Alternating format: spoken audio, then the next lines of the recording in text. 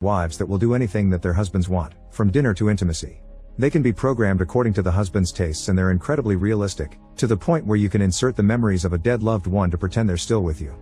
Thousands of men use this service, but it also has its detractors. The members of the Scare organization think the androids have reached enough humanity to have rights and that they deserve autonomy instead of being slaves. More extremist groups kidnap these androids in an attempt to free them. This is why the company now has a team of recovery agents to get them back. William is the agent with the best recovery record in the region, and that's why the company CEO Marion comes himself to tell William that he doesn't have to worry about losing his wife because they've made him a new Meredith with all the memories of the real one. As soon as William sees the android, he can't help remembering the night he met Meredith. She had knocked on his door while collecting support for her campaign to end wife-like in the name of real love instead of artificial emotions. William takes the new Meredith home, and after putting her in one of his wife's old dresses, he activates her and guides her to the process of waking up. Meredith's moves are awkward and she has to get used to simple things like walking and breathing. She also refers to herself in third person. However, William isn't worried, and he explains she only needs time to assimilate the implanted memories. Before she knows it, she'll behave so naturally human-like that nobody will be able to tell she's an android. Fortunately, Meredith remembers William, and the house feels very familiar to her. When night falls, she's ready to get frisky, but while William is quick to custom all the intimacy settings to his liking, he's still too nervous and awkward to get started. Fortunately, Meredith doesn't mind taking control of the situation and guiding her husband through a night of fun. William would want to fall asleep together for the rest of the night, but Meredith needs recharging, so she goes to sleep in another room where her charging bed awaits. In this room, she finds some of Meredith's old things, like a brush and a diary, but she doesn't dare to read it yet. When she looks out the window, she sees something weird among the garden trees, but she can't tell what it is and pays no mind. The next morning, while Meredith makes breakfast, the couple watches the news cover the latest protests. Seeing this prompts Meredith to ask William about his job, and he assures her that being an agent means working for the safety of people like her, unlike the Scare who reprograms androids to commit terrorist attacks.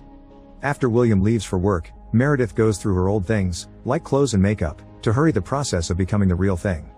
At the company, William and his partner Jack go over the details of the latest android abductions. They also see if there are any updates on Scare's leader, the Ringmaster, but he continues to be a ghost impossible to find. Hours later, William manages to find the house where they're keeping the abducted androids just in time to see one trying to escape. William is told to wait for backup, but he disobeys and gets inside anyway to catch the girl before she runs away. As soon as he comes closer, he notices she has a shock collar around her neck, and he removes it before asking her for the details of how many people are in the house. Then, William goes inside, finding the first criminal practicing boxing moves and knocking him out easily. In another room, he finds the lab where they reprogram the androids and frees another wife from her shock collar. However, when they're about to leave, another criminal appears pointing his gun at a third android. William gives him a warning, but since the man doesn't listen, he just kills him with a few shots, calling it resisting the arrest. Meanwhile, Meredith lays down on her bed for charging and is surprised to see the interactive dream program activating. In this interface, she meets Ito, the avatar that will guide her through dream mode, offering a birthday party as her first dream. After being welcomed by William, Meredith is asked to dance by another android wife called Liddy, who sends her to meet a masked man that Meredith doesn't recognize while Liddy's sister Ollie distracts William. This masked man does know her and gives her a card with a red bird on it, claiming it to be a way to help her remember. Unfortunately, he leaves before she can ask more questions. In the background, Louise lingers but decides not to interact. Back at the company, William drops the androids he saved so they can be reprogrammed. In the waiting room, he finds Ollie and Liddy giving him the finger, and he learns they're sent here for reset over and over because they malfunction and keep rebelling against their masters. The next morning, Meredith asks Ito about the masked man, but he has no record of him in the memory files. Then, Meredith asks him to list all of her old hobbies and is surprised to see knitting isn't on the list because she's felt compelled to try it since she woke up. Ito installs knitting 101, and Meredith begins working on a cushion with a red bird on it. Later, she goes out for a ride on her bicycle, only to end up falling in the bushes when she has to dodge Louise, who is standing in the middle of the road on purpose to make her fall. She explains she's here to tell her the same thing she says every time she sends her to the bush. They're running out of time and they need her to remember. Then Louise leaves without offering more explanations. When Meredith returns home, William helps her wash off the dirt and asks her not to pay Louise any mind. Some women just hate androids because they take away their men, blaming them for the high divorce and low birth rates. Later, Meredith goes outside to watch the lake, which used to be her favorite spot. This warm memory prompts her to use I instead of referring to herself in third person, which means she finally has concept of self. Then, Meredith gives William the cushion she knitted for him. William says he loves it, but it's obvious from his expression that he's lying. After pointing out Meredith didn't knit, William tells her about the time they met, claiming it to be an afternoon in the park where Meredith was reading on a bench.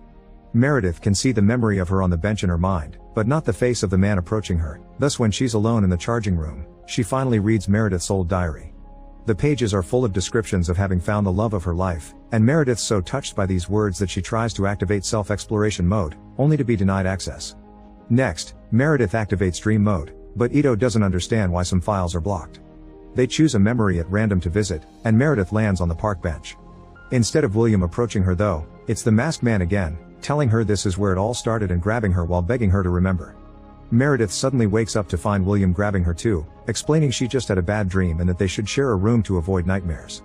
Once Meredith goes to bed, William sneaks outside and throws the red bird cushion in the trash. Meredith spends the night reading what is supposed to be her favorite book and watches some of the real wife's old videos, including one of her in a tent with the love of her life.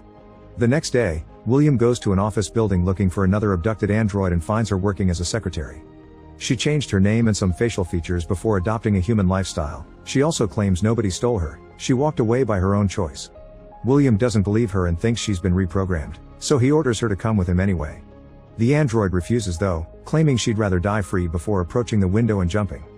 Meanwhile, Meredith finds Louise has sneaked inside the house. Louise is pleased to see Meredith is already talking in first person, explaining she isn't always this quick.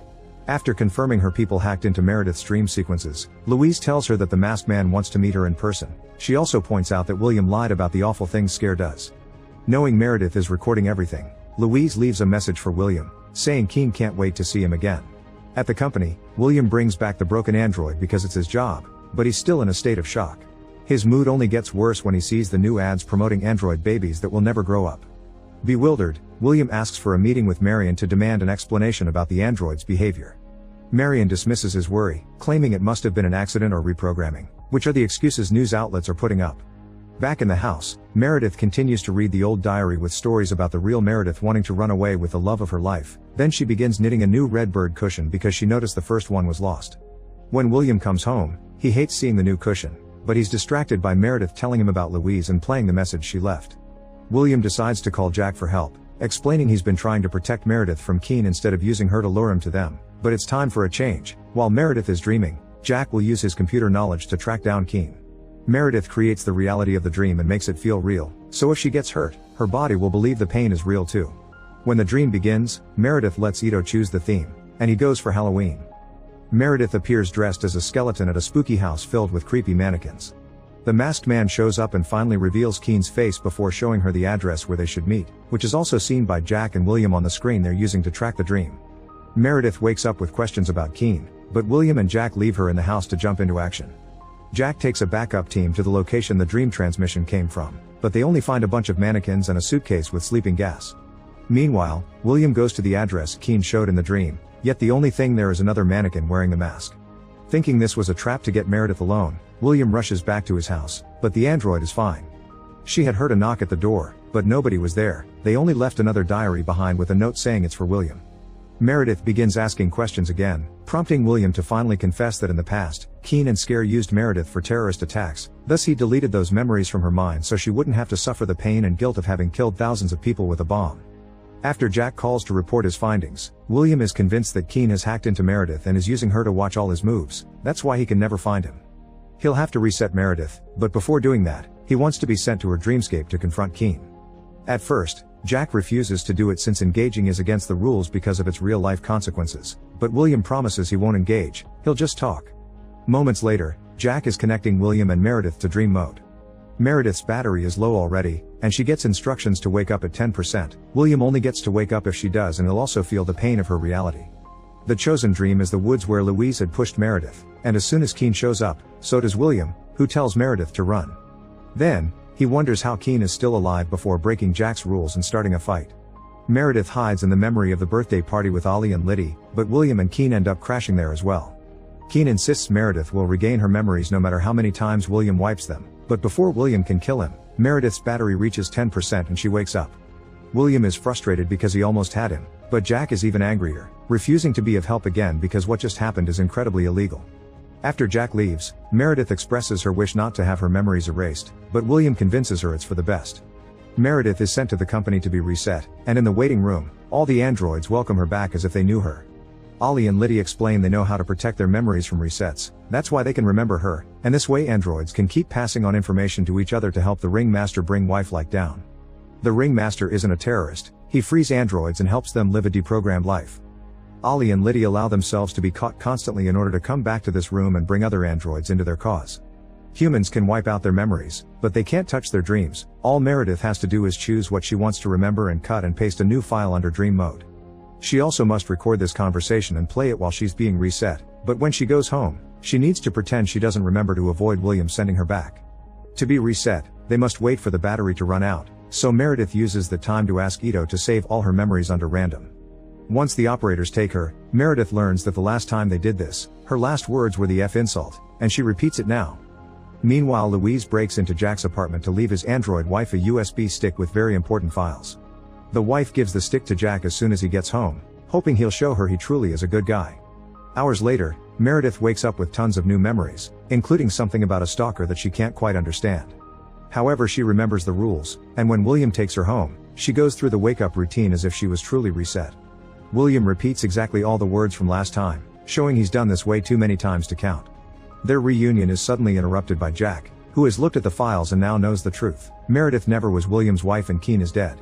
William killed him, so now he only lives in Meredith's memories, that's why they can't find him. William explains he did it for love, he took the real Meredith the same way thousands of husbands take an android.